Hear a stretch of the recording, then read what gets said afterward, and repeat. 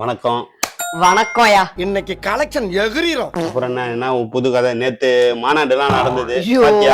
ஏன் கேக்குறாத? தீர்மானத்தை எடுத்துட்டோம். எங்க அண்ணன் தான் முதல்வர் முடிவு பண்ணியாச்சு. செஞ்சாச்சு. இறங்கிடுவீங்கல்ல நீங்க? ஆமா, இறங்கியாச்சு. இப்ப எனக்கு 49 நாள் கழிச்சு நேத்து மௌனத்தை கலைச்சேன்.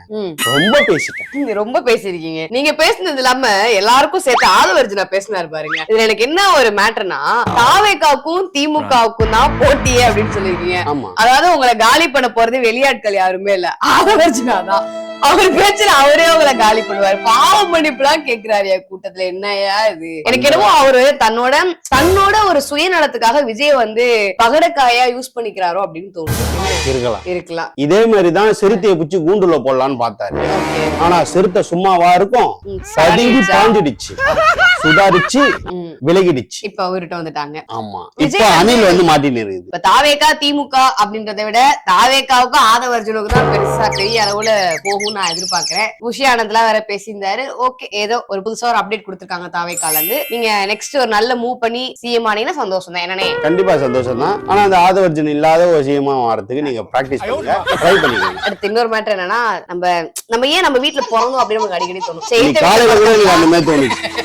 எதிர்த்த வீட்டுல பிறந்துக்கலாம், பக்கத்து வீட்டுல பிறந்துக்கலாம். ஆனா எனக்கு இப்ப என்ன தோணுதுன்னா, ஒண்ணு திமுக தலைவர் வீட்டுல போய் பிறந்திருக்கணும், இல்லன்னா திமுக இருக்கக்கூடிய அமைச்சர்கள் வீட்டுல பிறந்திருக்கணும், இல்லன்னா அந்த ரவுடி நாயா வச்சு போட்டு.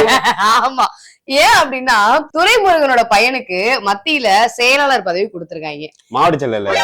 ஆமா, இது எப்படி இருக்குன்னு பாருங்களேன். ஒண்ணு சாதாரணமா ஒண்ணு வரலடா, திமுக காரன் போராட்டம் பண்ணி குடும்பமா அவங்களே கொள்ள அடிச்சுங்க, அடுத்து அவங்களே வந்துகிட்டு இருக்காங்க. அப்படி வந்து 200 ரூபாய் வாங்கினா அவனுக்கே ஓட்ட குத்தின்னு இருக்குங்க. என்னமோ ஆக மொத்தம் இதுல இருந்து என்ன தெரியுதுன்னா, துரைமுருகனை ஓரம் கட்டிட்டோம், அவங்க பையனுக்கு முக்கியத்துவம் கொடுத்துட்டோம் அப்படின்னு தெரியுது. வயசான பீஸுக்கு எல்லாம் டிக்கெட் கொடுத்துட்டீங்க. இப்ப உதயநிதி ஸ்டாலினோட ஏஜ் கிரைட்டீரியா யார் இருக்காங்களோ அவங்களதான் நீங்க ஆட்சியில இறக்க போறீங்க அடுத்து. ஆமா. அப்புறம் இந்த தாவேகால நிறைய பேர் கலந்துகிட்டு இருந்தாங்கல்ல. ஆமா. அதுல ஒரு அம்மா சொல்லுது, விஜய் பாக்குறதுக்கு தான் இங்க வந்தேன், என் பொண்ணு ஐசியூல இருக்கு, அதை விட்டுட்டு நான் இங்க வந்தேன் பெருமையா பேசி. இது வெக்கமான ஒரு விஷயம். அது வந்து மல்லாக்க இப்படி படுத்துன்னு காரி மூஞ்சில துப்பிங்க. ஆமா, அந்த அம்மாலாம் அப்பதான் ஸ்ட்ரைட்டா டைரக்டா மூஞ்சிலே வந்து பட்டுரும். வேற யாரும் காரி துப்பிக்கணும்னு அவசியம் கிடையாது. நீங்க பெருமையா வேற நினைச்சுக்கிறாங்க.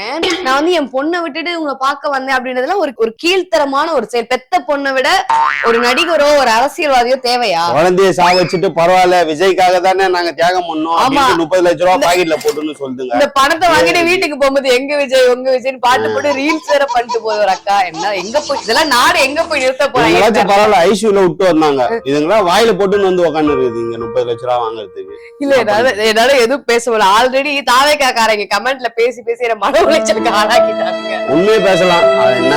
என்ன பண்ணுவானுங்க, ஒண்ணு என்ன ஊப்பின்றானுங்க, இல்லன்னா சங்கின்றானுங்க. ஊப்பின் மட்டும் சொல்லாத, என்ன சங்கின் கூட சொல்லிக்க. நான் ஊப்பி கிடையாது, நான் தான் இவன் தான் ஊப்பி. அடுத்து வந்து இப்போ அதிமுகவுக்கும் தாவேகாவுக்கும் கூட்டணி இல்ல அப்படின்னு ஒரு வெளிப்படையா சொல்லிட்டாரு. யாரு? விஜய் தான் சொல்லிருக்காரு. அதான் அதிமுகவுக்கும் சொல்ல கிடையாது, நான் எந்த கட்சியோடமே கூட்டணி வைக்க மாட்டேன் அப்படின்ற மாதிரி அவர் சொல்லிருக்காரு. ஒரு பாண்டு மண்ணு வாங்கிக்கங்க, நடு ரோட்ல நின்னு உங்க தலையில நீங்களே கொட்டிக்கங்க. ஏன்னா நீங்க இப்பதான் அரசியலுக்கே வந்திருக்கு, ஒரு யதார்த்தத்தை புரிஞ்சுக்கணும். கண்டிப்பா. ஏன்னா இப்பதான் அரசியல் வந்திருக்கீங்க. இதுக்கு முன்னாடி பழம் நின்னு கொட்டை போட்டு அந்த கொட்டை முளைச்சு அது ஒரு பெரிய ஆலமரமாவே இங்க அறிவாலயத்து பக்கத்துல முளைச்சிருக்கு. நீங்க இப்பதான் வந்து நான் தனியாதான் நிப்பேன்னா அறிவாலயத்து எதிரியே நில்லுங்க. ஒரு பாண்டு மண்ணு வாரி உங்க தலையில நீங்களே கொட்டிக்கங்க. கூட்டணி வச்சாதான் அப்படி இப்படின்னு கொஞ்சமாச்சும் இங்க பொழைச்சிக்க முடியும். தனியா நீங்க சூப்பர் தான். ஒரு ரெட் கலர் லைட்டும் பச்சை கலர் இது போதும். ஓகேங்களா? அடுத்து வந்து சீமான் அதிபர் சீமான் என்ன சொல்லிருக்காரு, சீமான் வீட்டுல பாம்பு வச்சிருக்காங்களா? அந்த பிகே பாட்டி சமயம் பார்த்தவராச்சு.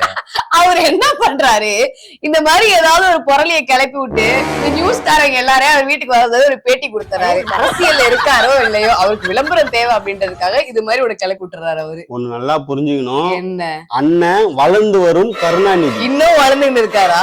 வளர்ந்து கொஞ்ச நாளைக்கு முன்னாடி நானாண்டா பிரபாகரன், நான் தான் மேதகுன்னு சொன்னாரு, இப்ப கருணாநிதி.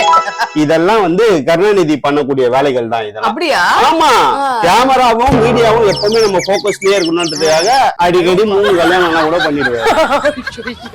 ஓகே, நம்ம அடுத்த கண்டென்ட் போயிடலாம். இப்ப வந்து திமுக வந்து நிறைய ஊழல் நடந்துச்சுல, அந்த 70 வருஷமா நடந்துட்டு இருக்கு. புதுசா ஊழல் ஊழல் ஊழல் ஊழல். சரி, முறைகேடு டீசெண்டா சொல்லுங்க. முறைகேடு நிறைய நடந்ததுல, அதாவது 10 ரூபா டோக்கன் கொடுத்து 25 லட்சம் லஞ்சம் வாங்கிட்டு 888 கோடி, அதுக்கப்புறம் பாட்டிலுக்கு 10 ரூபான்னு வச்சு பல ஆயிரம் கோடியில வந்து டாஸ்மாக்ல ஊழல் பண்ணது, எக்கச்சக்கமா எல்லா துறையிலுமே திமுக காரங்க ஊழல் பண்ணிருக்காங்க. கரெக்டா? எனக்கு என்னன்னா, இவ்வளவு காசை வாங்கி நீ வந்து கஜானால வச்சிருக்க. இந்த தூய்மை பணியாளர்கள் 100 நாளா போராட்டம் நடத்திட்டு இருக்காங்க. இப்ப என்ன பண்ணிட்டாங்க, அவங்க வெறுத்து போயிட்டு கடற்கரையில இறங்கி கடல்ல இறங்கி போராட்டம் பண்றாங்க.